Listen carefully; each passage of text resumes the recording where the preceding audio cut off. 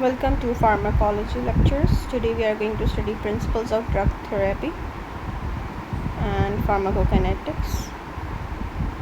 First of all, pharmacokinetics refers to what the body does to a drug, whereas pharmacodynamics it will study in the next chapter. Pharmacokinetics, we have 4 stages: absorption, distribution, metabolism, and elimination.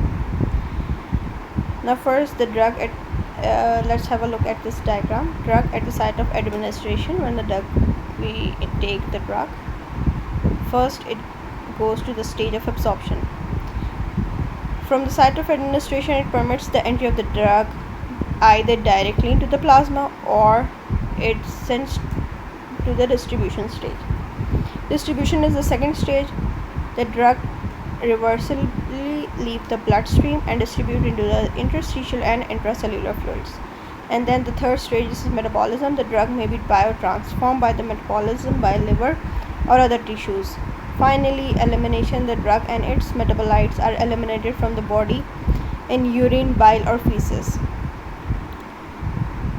This was an overview of pharmacokinetics.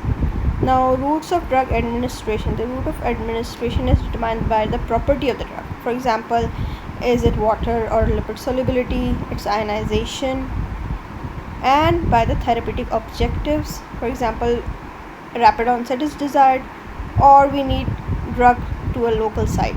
Major routes of drug administration are enteral, parenteral, and topical. Now the first major route is enteral. This figure, let's have a look at this figure. Now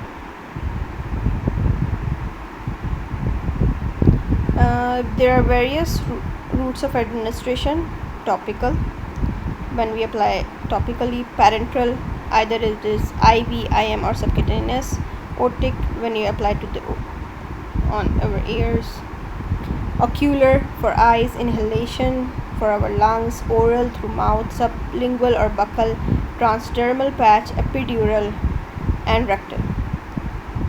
Now first, the enteral administrations, as you know, it is the safest and most common and convenient and economical method of drug administration.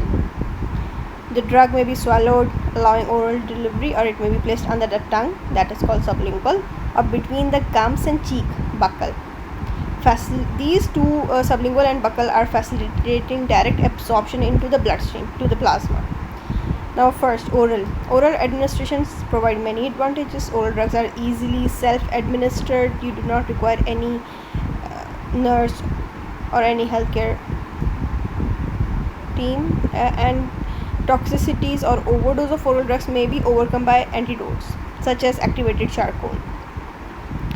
However, pathways involved in the oral drug absorption are the most complicated, and the low gastric pH inactivates some drugs. A wide range of oral preparations is available, including enteric coated and extended release preparations, to avoid such low gastric pH inactivation. Now, enteric coated and extended release. Enteric coated preparations, it is a chemical envelope that protects the drug from stomach acid, delivering it instead to the less acidic intestine, where the coating will dissolve and release the drug. So enteric coated drugs are useful, for example, omeprazole, that are acid unstable, drugs that are irritating to the stomach, such as aspirin. It can be formulated to enteric coating that only dissolves in small intestine and protecting the stomach. Extended release preparations, medications have special coatings or ingredients that control the drug release, thereby allowing for slower absorption or a prolonged duration of action when this is required. So enteric coated formulations can be dosed less frequently and may improve patient compliance. Additionally, enteric coated release, extended release formulations may maintain concentration with a therapeutic range over a longer period of time, as opposed to immediate release dosage forms, which may result in larger peaks and troughs in plasma concentration. For example, the half-life of oral morphine is 2 to 4 hours, and it must be administered 6 times daily to provide continuous pain relief. However, only 2 doses are needed when we use extended release tablets. So sublingual and buccal placement under the tongue allows the drug to diffuse into the capillary network and enter the systemic circulation directly. Sublingual administration has several advantages, that is ease of administration, rapid absorption.